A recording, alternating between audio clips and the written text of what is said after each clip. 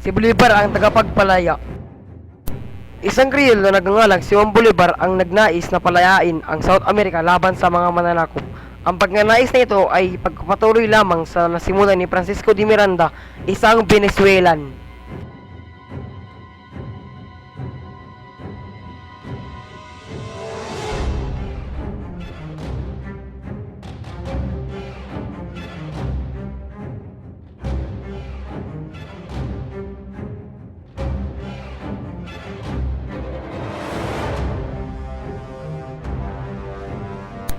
Noong 1819, pagkatapos na mapalaya ang Venezuela, ginulat niya ang mga Espanyol nang magdaan sa Andes ang kanyang hukbo.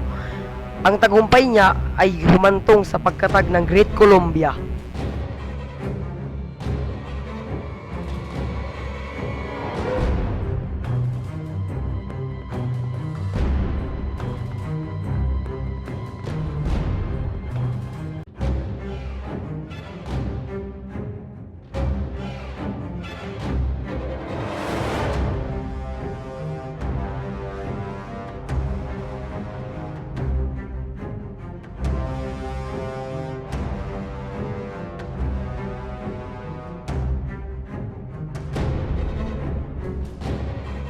Nasira ang kanyang pangarap na magtayo ng isang nagkakaisang South America nang mahati ito sa tatlong republika, ang Venezuela, Colombia at Ecuador.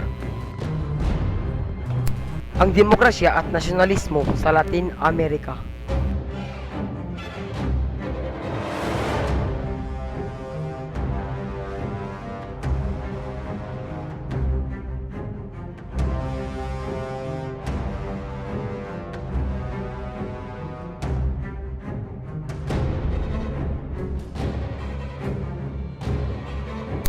Siya ang nagtaguyod ng edukasyon, nagsikap na matamo ang karapatang bumoto para sa lahat at gumawa ng paraan upang magkaroon ng makatarungang sistemang legal.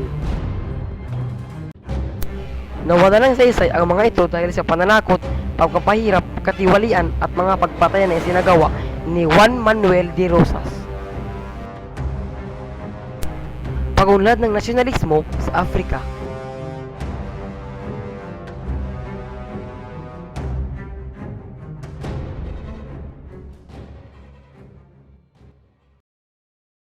Created using Powtoon.